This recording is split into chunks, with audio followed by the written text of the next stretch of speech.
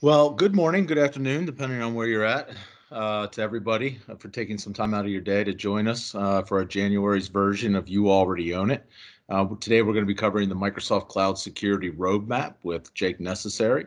The You Already Own It team consists of Bob Ballard, who manages the cloud strategist team here at Planet Technologies, who I'm filling in for today as he's on site with a customer. The team also includes Aaron Ward, George Scott, myself, Scott Dowling. Within the team is also Mary Tucker, who keeps us honest. And we all report and learn under the tutelage of our Vice President, Steve Winter. And don't forget that you can leverage the You Already Own It email address that you see on this page. You can reach out to us anytime. We try to respond we typically respond within 24 hours. Just keep in mind, this is not a break fix or a help desk scenario type of email, but more of a, hey, I'm struggling with what choice to make. And we can certainly get somebody to reach out and help you with any questions, concerns, or strategic directions that you're looking to get. So as I mentioned, the topic today is the Microsoft Security Roundup. Jake's going to go through a great high-level overview of security concerns in today's cloud scenarios and talk a little bit. I believe he has a few slides around some of the Microsoft solutions as well as how it pertains to some of those concerns. So Jake, I'll go ahead and hand it over to you. Awesome. I hope everyone can hear me okay. I'm kind of watching the chat on one side, on one monitor, but also if the slides aren't advancing as fast as I'm talking, let me know if there's some kind of lag. So let me know that would be great.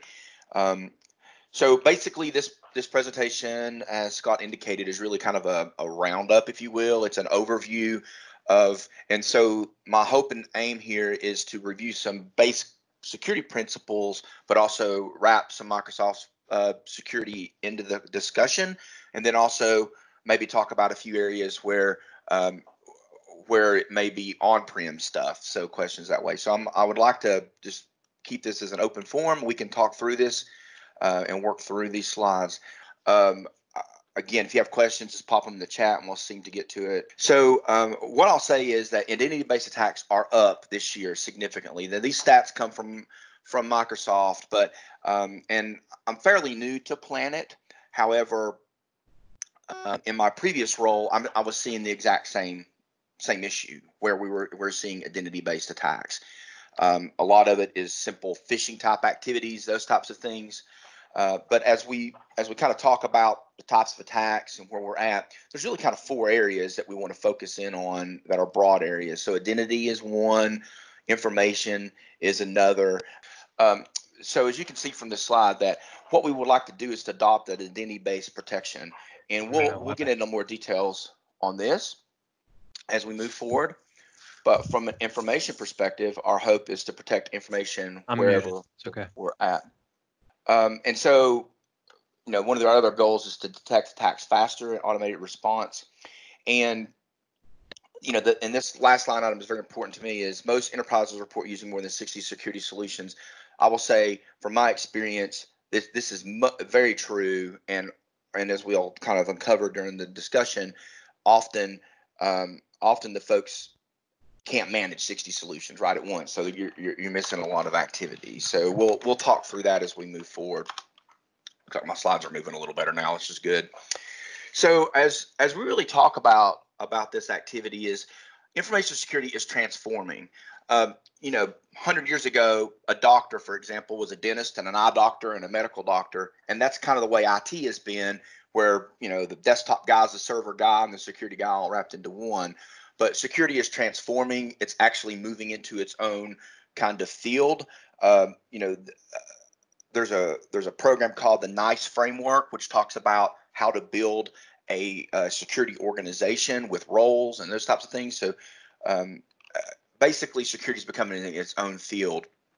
And I think what we're going to see as we move forward is that we're going to see, infrastructures, internal and cloud, are going to be a hybrid type of approach.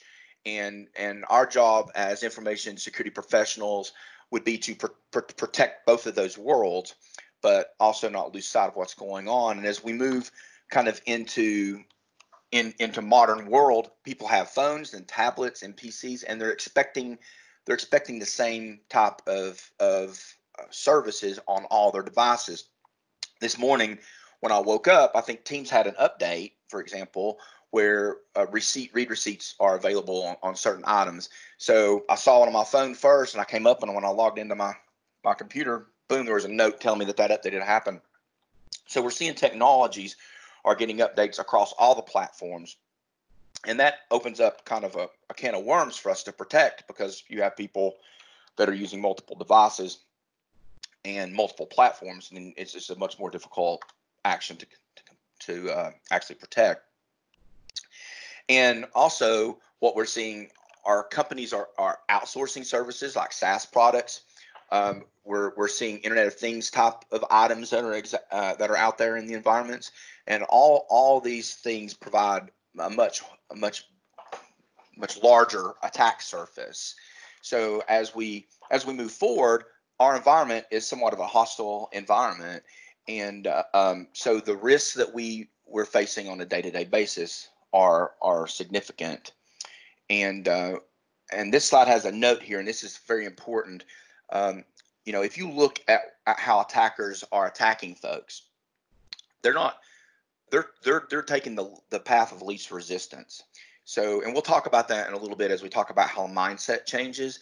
But if they can steal your credentials for $5, and get 1 million credentials, that's what they're going to do. They're not going to formulate some 0-day attack and launch it. Now, we should always protect against the whole kill chain, the whole attack surface. However, what we're finding is that attackers are going to use whatever they can, whenever they can, to make the attack. So let me just move on here. So I've added some Jake commentary. You'll see as I go through this. I'll probably reference Star Trek during this discussion a little bit, and kind of bring it home, and I may mention some other activities. But one of the most important things that, in my mind, is to have visibility. In my past experiences, I had so many tools that existed out there. I had tons of visible methods. However, I had so many tools and so little resources to manage them. It became a challenge. And that's one of the reasons why I'm super excited about the Microsoft products, is because they pull all that into a single pane of glass. So now I don't have to log into 60 portals. I just log into one, maybe two, depending on how we're set up. But the reality of it is that I get some visibility to really protect against those blind spots, that those devices that are out in the field, those extra applications are out in the field. So it kind of gives me a 3D glasses view, like when you go to the movies, you're actually seeing much more than what you get from a 2D view. That makes sense. I've been a proponent of the word agile and the word security. One of the things that always amazed me is, as an information security person, we really, when you think agile, the opposite is like a water flow type of attitude. We always approach security with a water flow attitude, where we buy a tool and we let it bake. And while we're doing all that mess, our enemies are attacking us through an agile method. They're using whatever they can find to come at us. And so we're rolling tools out that are not at the same speed that they're attacking us at. So we're implementing, 3-year-old technology to protect something. And that's why I believe in this agile kind of approach to security. And as we look at the way some of the products we're going to talk about today, the way that they work, they're agile in nature, right? We're getting immediate response and feedback from what's going on in our environment, and we're able to attack them. Now, sometimes that can be dangerous, being in an agile environment. So I use parachutes, and I actually have another deck that I used to do, which talked about what parachutes are. But parachutes, to me, and I probably should have warned you guys, I was on a submarine, so I might use a submarine analogy. Often if we had a fire, we had 2 or 3 people, they'd whip off and put the fire out. And that's an agile approach. And then we would send in a team that was fully decked out in all the fire gear that they needed to be. And that's the way I see the way we should attack and look at our threats, is by attacking from an agile perspective, but also send in the team that's kind of better armored later to make sure that fire doesn't reflash. And I think I think by using parachutes and compliance frameworks and those types of things, that helps keep us kind of under control and doesn't make the agile a chaotic event. It is truly an agile, productive event. I'm going to use the Borg analogy on this one, but another kind of opportunity for us to reimagine security would be is to classify documents. Now, this is almost a religious discussion in a lot of ways. Some security professionals believe that data classification is not important. And then others religiously believe that it is. Now, my personal approach to data classification is that I believe it's a core policy that should be out there. And when I say the Borg analogy, the way that I look at this is we have governance out there and we have requirements that we have to meet from a compliance perspective. And so the reason I call it Borg is because you will comply. But the reality is those compliance frameworks help us significantly in getting funding for our security initiatives, but also gives us a base guideline. Now, I would never recommend building your security program off of a compliance framework. I think your security program is a mix of compliance frameworks and best practices, and that's how you build a security program. But obviously, compliance is an important concept for the business. And just a small example is, with the new CMMC approach for DoD contractors, right? That is an area that where contractors weren't providing the right security, and so the DoD came out with a third-party audit requirement, and so that's where industry or legislation or those types of things that influence compliance frameworks come in. Is they kind of dictate kind of a base level of what you should do, but the reality in this equation is everyone should be approaching a security program to protect their data and their systems. So I'm gonna throw a slide up here it's overwhelming. It's just meant to kind of explain. Microsoft has released the cybersecurity architecture framework. I don't know if you all have seen that. It is a significant document. I went kind of dramatic on this slide to say that it's a technical immersion in cybersecurity architecture. So I'm going to throw it up here, and we're not meant to talk about it today, but I wanted to show you that this does exist. This is, by the way, a great document. It allows you to click around and open websites and things like that. But this is what Microsoft believes is a good reference architecture for security, and obviously it's intermingled with Microsoft products. And this is great, but this is super overwhelming. So to kind of soothe things, I want to talk generally about transforming your security and looking through a simple lens of zero trust. So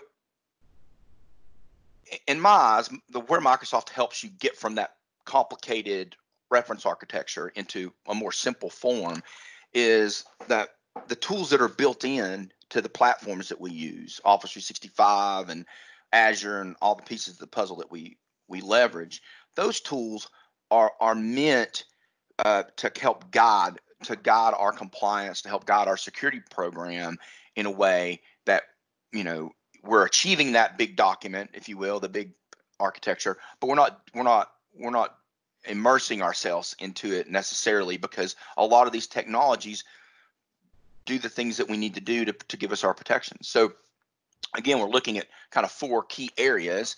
And when we talk about zero trust, we'll kind of expand it a little bit. But so the first area is identity and access management. And that's kind of the core plane that we're talking about, right? Your AD structure and how you handle credentials and securing accounts. Super important. Also, protecting your information. You kind of need that information security policy that talks about data classification, so you can help build a program around protecting your data so you know where you're at. And threat protection, so bringing your feeds in and then managing your security profile itself. So we're going to talk a little bit about zero trust. And as the name indicates, the whole concept is that you trust no network, you trust no source, no person. And the analogy that I like to use is when my kids were small and they wanted to spend the night with somebody else, we always met their parents to make sure that they were going into a safe environment, right? And to get a feel for where we're at. And that's kind of the lens we should look at when we attack security. We should be looking through a lens of zero trust to say, I don't know these people, I don't know this network, so we should assume some things. And that's a pretty big mindset to change. In the past, with traditional risk math, you would protect an asset based off of some sort of formula. If it's down, what does that cost me, and what's the reputational harm? What kind of number can I throw to it? And you throw that in your salad shooter, and you spit out how you should protect it. And that is old school risk management, and I don't think it applies anymore.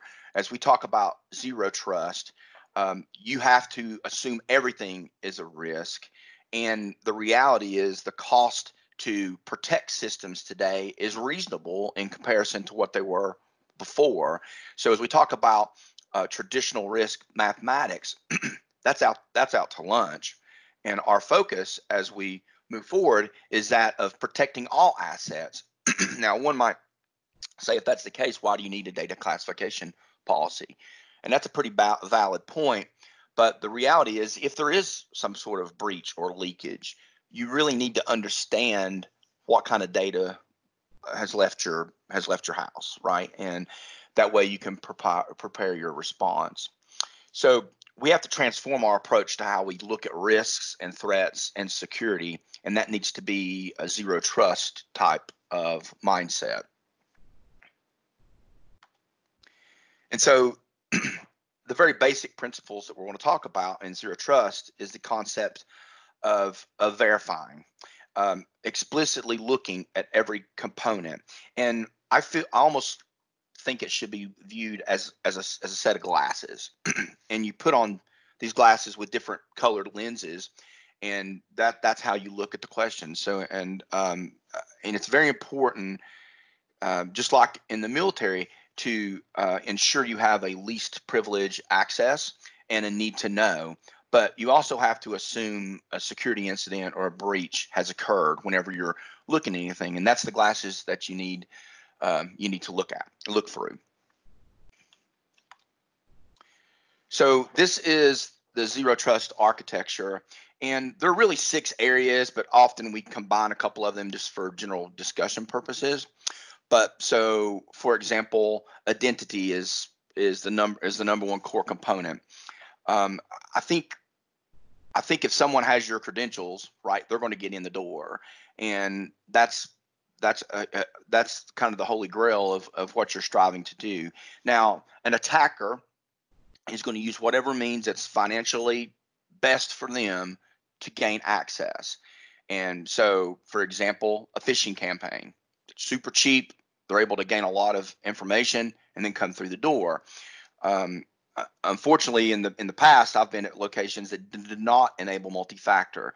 And I'll just kind of put this plug in there. If folks are out there not using multi-factor, that's probably the quickest way to raise your security score, but also to raise your security posture, is to turn that on, because guaranteed the credentials that people have are lost, especially if you're weak on password reset policies and those types of things, which need to be shored up as well. But identity gets them in the door. If a hacker does not have that, then they use things like devices to laterally move through your network and pick pieces of information from computer A, computer B. They combine it into a puzzle, and when they're done, they have a complete picture of how to get into your environment. And usually, they will uncover credentials at that point, at which now they're back at step 1. And if multi-factor is not enabled, then they're in the door. Same thing with data. Data is, when you look at zero trust and the concept of protecting data, you need to look through those glasses, and the data needs to be classified, needs to be encrypted, needs to be labeled in a way that you understand, kind of where you where you're at from a protection perspective. Some data should be protected with additional controls, but there is a base level of controls that exist out there. And but the biggest item to focus on is if there were a leak of data, or preventing the leak of data really depends on the information. So, for example, if you have a document that you've classified as publicly available, it's on your website, you still probably want to protect that system the same way. But when the data is lost, you want to be able to say, well, we had a leakage here, and this is the type of data that was leaked, and that helps you in your recovery. I'm not sure if people could plop in the chat if you want, but I don't know if you know what the cost of a breach is in today's world, and it wildly varies. But I can give you one example is 15,000 credit cards, for example, that are leaked, and you self-identify, can roughly run 200 grand in just letting people know. That's before fines. It's before you've remediated. That's bringing in a forensic team, that kind of thing. I've had experience with a hotel at one point that had a security incident that was self-identified, and the tools in place were kind of installed midstream. And and when I say that, the hotel was entering into the management of another company. And during that process, new security tools were deployed. Things like Windows Defender, ATP were deployed, and those tools immediately found issues. And without that kind of ATP component, where you're reporting back the information, no one ever knew that data was being leaked. But once that cool tool was installed, it was able to bring back to the pane of glass what was happening. Then that organization self-reported. Still, I think it was 200 grand ish in cost to remediate. But the reality was MasterCard, Visa didn't fine, where normally they would have dropped a significant fine on that type of activity.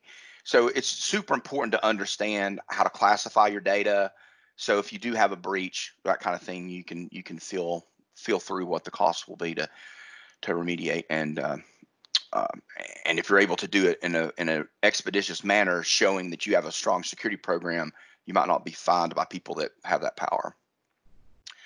As we move along, as we talk about infrastructure and things like just-in-time access, we're getting a little more detailed on what we can do to protect. So just-in-time basically allows someone to access an environment for the time that they need it. And that's huge, because now all of a sudden, if some reason someone can log in or some vulnerability is utilized to get access, it may not be in time for it to do its damage. And so as we move through looking at apps and data and infrastructure and network through a lens, we really need to have that kind of visibility on those items to see where we stand from a security perspective.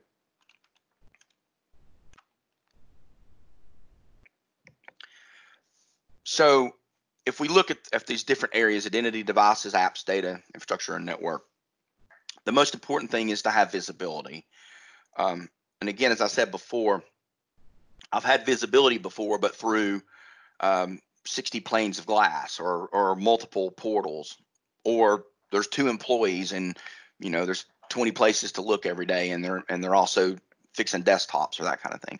So it's imperative from a security management perspective to have real visibility into the risks across your resources, and to understand that security posture.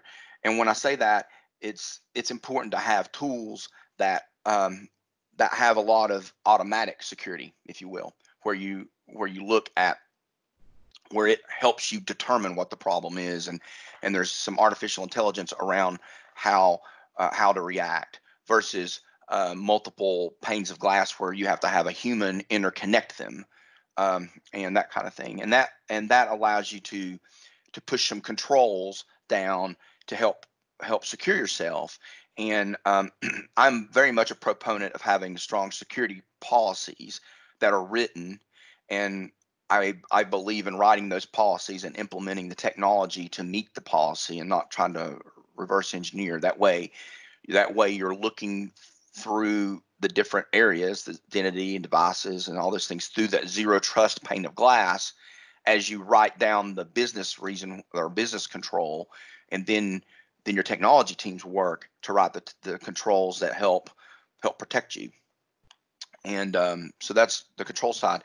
And guidance, when I talk about guidance, I'm thinking that we need to have reports and analytics and information that really helps guide our decisions, but we also need to have that wrapped around things like our compliance center and what frameworks we have to adhere to.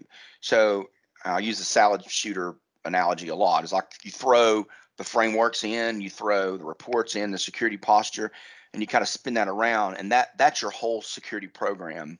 And just really quick, I don't want to de-emphasize the idea of privacy. So privacy and security can also conflict each other in a lot of ways, because sometimes the privacy of someone is impeded by the security that you have to put in place. So privacy is an important concept to kind of weigh into the puzzle as well.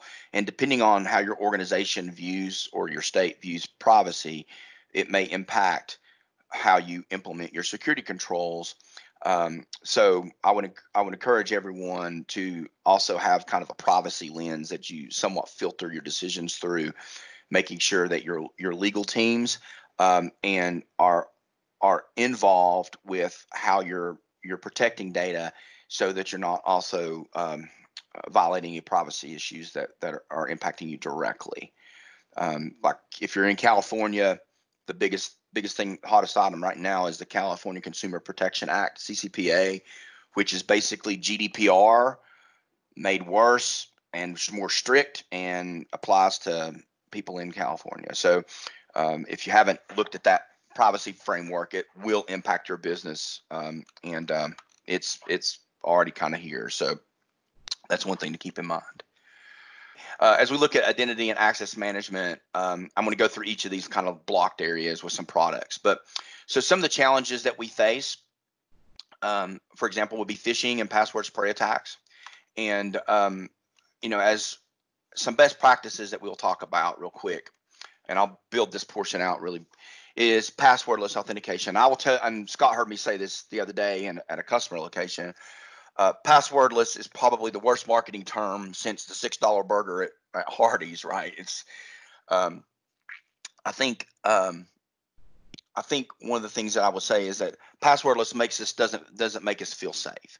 But the reality is passwordless authentication and using things like hello and multi-factor and those types of activities is actually more secure than just a straight up username and password. It's more secure than many of the other techniques out there. And the reason is because you go through those techniques when you build your passwordless environment, and the workstation itself has certificates that protect that kind of information, and then now you're using a biometric to kind of get through the door, an eye, fingerprint, that kind of thing, and that is a lot more secure in logging into a box than just username and password. And conditional access is another way to combat this compromised device. Things like impossible travel. So, for example, if I'm sitting in Tennessee, which I am, and I log in, and then 10 minutes later I log in from China, and 30 minutes later I'm from some stand country, that's just impossible travel. So the system has the ability to detect that and then put some rules on it, right? However you want to attack it. Disable the account, ask for someone to chime in through an email type of contact, force MFA to happen. Conditional access might say that your organization, from my office building, allow for people to log in without multi-factor. That's one scenario. I don't ever recommend that, but that's one scenario that I've seen customers invoke is having trusted locations. Maybe you never have anyone logging in from China or Russia or some other country. Maybe you come up with a travel policy that where you create a group and you assign conditional access to that group that says, if you're in this group, then it's okay if you log in from China. But if you're not in that group, then it's not. And then you have a policy around putting people in, because the reality is, if you work in Tennessee like I do, the chances of me being in China are slim to none. There's no sense in allowing those people to access in. And you develop a written policy where you instruct users on how to get approved. All these are all options, of course, but this all strengthens your security posture. So as we talk about lateral attacks and credential theft, if I were a hacker, the very first thing that I typically do, if I don't already have credentials, which that's the holy grail, as soon as you have credentials, you're bouncing around. But if I'm trying to find credentials, is I'm going to attempt to do some sort of discovery scan against your environment, whether I'm in the door or I'm away from the door. And what that's going to give me is a list of vulnerabilities that I can exploit. And there's this concept called pivoting. And pivoting basically means taking useless information from multiple points, but using it to kind of hop around your network. And so, as a hacker, if I'm pretending like I'm the Easter Bunny and I'm just bumping around your network, I can pull information from different computers based off their vulnerabilities. So I am very much a proponent of vulnerability scanning your local networks, vulnerability scanning your server networks, and having a really proactive patching approach. So you close the door on both operating system and third-party applications. Recently I saw where the standard build of an organization was to install Java on every computer. They only had a handful of people that needed Java, and Java is a big flaming hole to get through the door. So if you run a vulnerability scan in an environment like that, you're going to see all kinds of Java issues that are vulnerabilities, and it just takes a hacker a few seconds, leveraging, say, a Linux box and some existing tools, to pivot right through your box. And if you're an admin on the box, and see all of the procedures and things that we do to secure our environment, so we don't make people local admins, those types of things, they all have a reason. They're not just to be mean. And so if you have administrative rights on the computer, now all of a sudden I can use a vulnerability to dump your memory core, and then usually I can distract credentials. Again, I'm gathering data from a computer here, a computer there, and then eventually I have a complete picture, and at some point I'll be able to laterally move through the environment or pivot around to where I'm able to create my own credentials, and then usually you're not going to see that happen. I will say that third-party risk is a huge problem. I'm working on my doctorate right now, and one of my peers is actually writing his whole dissertation on third-party vendor risks. And during our discussions in class, it became pretty evident that I didn't have a very good picture at that time of how dangerous this activity was. And so if you think about it, the target breach occurred because of a third party, and lack of controls on target's part, but it came through the door of a third party that was inside their environment. So a couple things. Single sign-on does absolutely help you in a lot of ways. Now, single sign-on and multi-factor authentication are two different animals. They're very much linked, but they are different. And when I say single sign-on is important, is that you're not always going to have single sign-on, but your goal is to get to single sign-on. Just like you're almost always gold with having one pane of glass, odds are there are going to be multiple panes of glass. You just don't want 100 of them. And same with single sign-on. You're going to have some apps that you're not going to be able to single sign-on into, but that should be the exception and not the rule. So, for example, if your HR system is Workday, you may want to enable single sign-on from Microsoft's directory, and that way, if someone leaves the organization, you're able to deprovision them in that third party. one of the things that kind of got us in trouble is ADP. When I say us, previous organization, when people were leaving, and the actual accounts payable department, their accounts were not getting provisioned properly, and that's because we didn't have single sign-on at that time turned on, and that produces a significant amount of risk to an organization. So when we talk about third-party risk, you're connecting applications in your Azure space, on your desktops, to everything else to third party, and it's super important.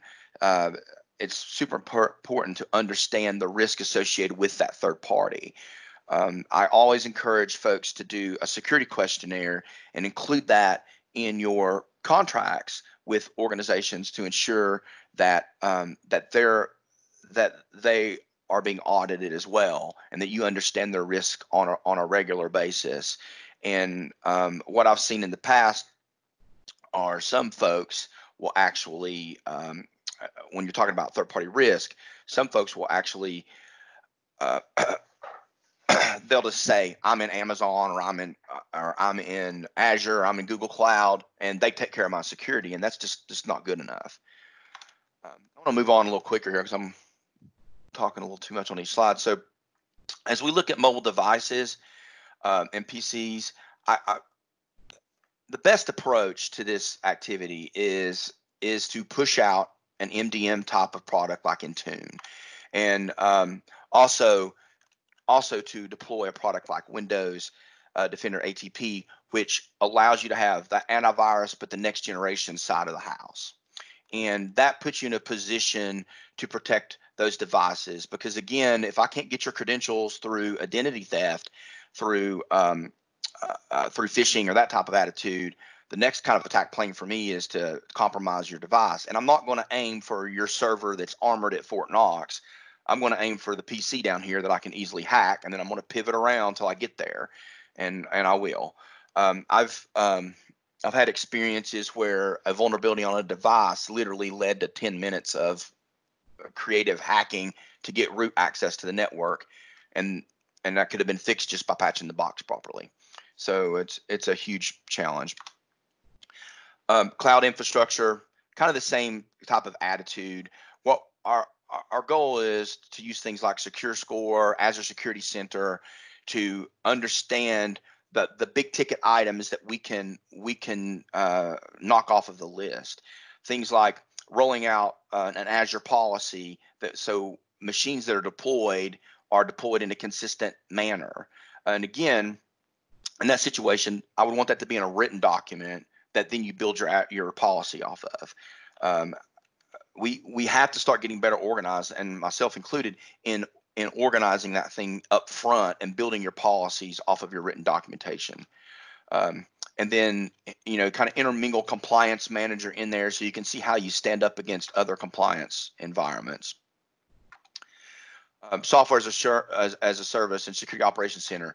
So as we look through this, we really need to have, physical security is the first pane. As we talk about, say, Office 365, Microsoft and other cloud providers have built in this platform security and the physical security around our environment. They're obviously not securing our physical locations, but that's the first step in security. And then doing things like privileged access for elevated accounts, understanding through cloud app security your shadow IT and assess maybe what those apps are doing, enabling your SOC, which we'll talk about in just a moment. And as we look through SecureScore, the very first thing on that list that you can do to bump your scores to turn on MFA. There are other items that you can do as well, and that needs to be addressed to raise that security posture. Hopefully y'all, you still hear me good. Information protection, kind of already beat this dead horse about labeling documents. Super important, leveraging Office 365 and data leak protection in order to do things like discover, classify, monitor your documents. And this helps you make sure that you've got the right level of security, but it also helps the whole environment understand where you stand on protecting that sensitive information. Again, you want to discover data, automatically classify where you're able. Again, you don't ever want the user base necessarily being the only source that classifies documents. So having automatic classification is a great kind of tool. And as we move into Security Operations Center and things like developing a SIM product that will help you understand what's going on. Now, I've heard a lot of folks talk about Amazon, Azure Sentinel, and I will say that everyone really references it as a SIM, but in my mind, it's really a SOAR as well, and that's where you do orchestration. And so what that means is you can use playbooks and other items to specifically attack certain alerts. So if this condition occurs, then disable this account, or if this condition occurs, send an email. Or send a notification in Slack or whatever tool you're using. And so there's so many points of integration with Sentinel. For example, there are 32 connectors right now. There's one under development, and there are multiple connectors that are coming along, which lets you do things like push logs from your F5 or your Cisco gear into this tool. But it goes back to visibility. This is one pane of glass where you can point all of your tools to.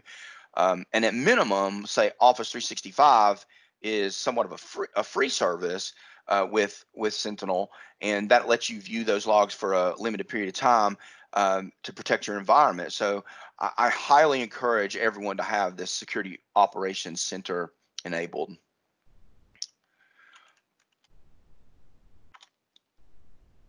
So, and this is pretty much the last slide. I'll go through this and say that there are really four, again, areas that we talked about. Like number one, identity and devices, data and apps, infrastructure and network, and these are all the zero trust attitudes that we're looking through.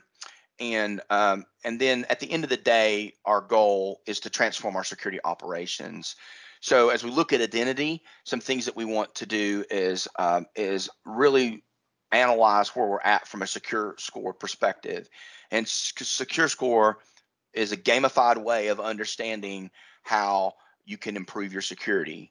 And then Windows Hello and passwordless access, things like conditional access, privileged account management, multi-factor authentication, all these things really strengthen that identity and produce strong credentials. From a device perspective, Windows Defender and those types of tools are great, but really you want the ATP portion of that connects that device back to the mothership, so you get that one pane of glass view on the threats that are coming in, and you get the analytics and the behavioral activity on the desktop side, where you're looking at, this user is opening up a Word document and it's launching some PowerShell scripts. That might not be their normal behavior, and so this ATP brings that to bear. As we look at data and applications, so again, a strong data classification policy where you're labeling information so you can protect it, and also leveraging things like cloud app security as that broker to help understand what other applications are doing in the environment as well. From an infrastructure perspective, so you've got Azure Security Center, Secure Score there, policy, all those types of things really impact your infrastructure side, but also leveraging new technologies like Bastion and DDoS and some other tools really help you from a network perspective. And I will say that if anyone is using our standard RDP ports to kind of log into an environment and work, you really should look at Bastion to see how that's going to help improve your security as well. And then finally, transforming that Security Operations Center through Azure Sentinel, and which is a SIM/SOAR product. And again, Azure Sentinel really brings kind of that one pane of glass attitude, so we can bring in logs from Linux, Windows, other devices like switches and firewalls into that environment, so we can triangulate our threats and our attack vectors to protect our environments. And that's really all that I had for this presentation. Fantastic. Thank you, Jake. Are there any questions that anybody would like to pose? Feel free to unmute, jump on, don't be shy. All right. Well, while you may be thinking of one, again, thank you, Jake. That was a great overview of some of the top security concerns and foundational thinking I think we all need to be cognizant of.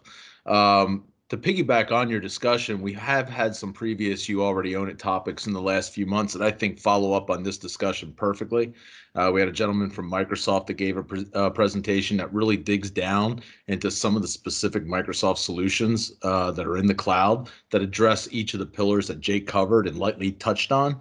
He really does a great job of covering the complexities because people get very confused about a lot of different solutions that kind of overlap in many ways in the Microsoft cloud. And certainly, if you have a smaller security team, it's extremely important, as Jake mentioned, to minimize the number of portals or tools to view the alerts and remediation recommendations.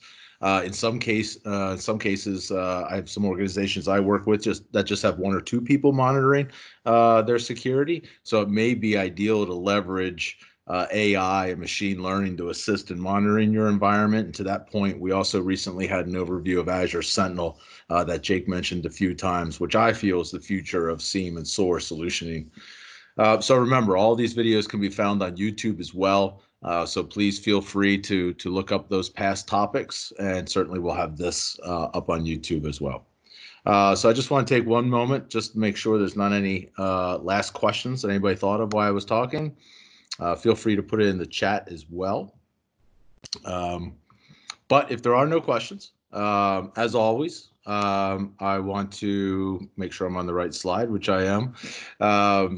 I want to make sure that this month's You Already Own It call has been brought to you by Azure Advantage and Office 365 Advantage. These are managed services that Planet Technologies offers to help you navigate the types of concerns that Jake outlined today. These services give you the ability to essentially rent a CTO and guide you and your organization on your journey to and in the cloud. So if we also have a bonus You Already Own It session for SharePoint on Tuesday, February 4th at 1 o'clock. So don't forget about that one. There's 2 this month, please. Fantastic. Great. So I want to thank everyone once again. I want everybody to stay warm if you're not fortunate enough to live in a warmer climate. We hope to see you at the next session. Be on the lookout for the email announcing that. Thank you and have a fantastic day.